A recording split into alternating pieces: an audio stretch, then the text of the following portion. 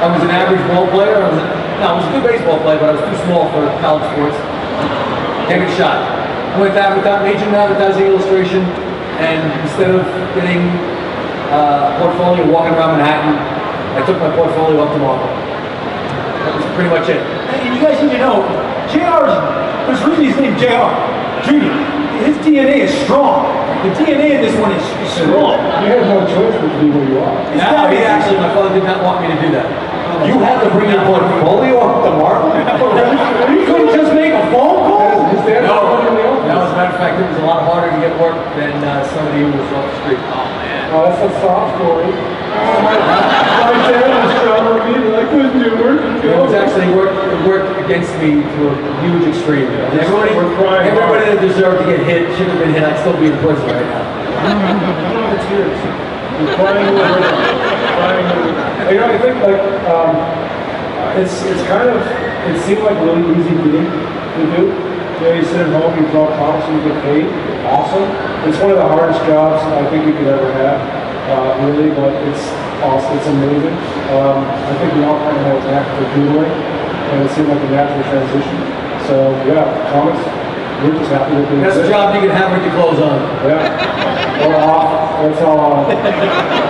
Hear that, kids? I'm gonna go Larson still across Lincoln. That's so awful. I gotta get down in my head. Here's the deal. I'm gonna tell you to geek out a little. John Romita Jr. was at a Disneyland convention hotel when I was a kid, and I waited in line. I got a sketch from him.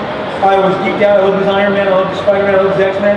And then years later, 1985, my parents were living in Chicago, and I went to Chicago Comic Con, and Mark Silvestry, it was a choice for him to get into comics, because I walked up and I saw Arnold Schwarzenegger's, body double, because Mark was yoked, like freaking grown, like JR is now, and except Mark had less clothes on. He had like one of those muscle-bound, like muscle builder shirts. That's what you remember, huh? And I was sexually activated. And Mark's hair went down to here, and I remember looking at Those stripper days. and I'm like, hey, Mark. Chippendales. I was like, what is this massive bodybuilder action hero drawing comics? And so Mark, it was a choice, I guess, a choice for JR, even though the DNA was strong. But you guys don't understand, as a kid, I idolized these guys. So it's awesome being at the same table as these guys. More age comments. It's not the intent. Respect. Yeah, respect them like three. Folks, we have time for one more question. Make it a good one. This gentleman. All right. When you all began making comics, what materials did you use? I love the way the comics look that you all make. It's awesome.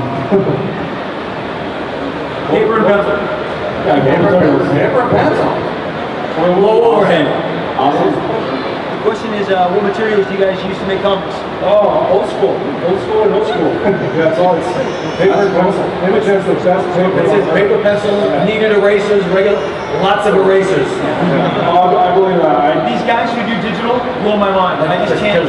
I make my own comics actually. Like I use pen, pencil, and erasers.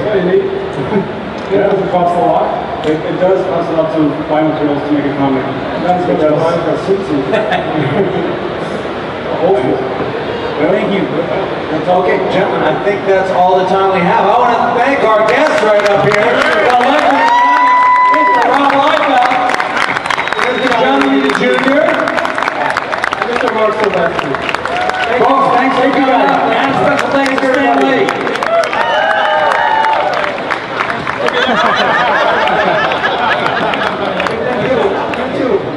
That's a foot and a half of chair. Thank you. Enjoy the show.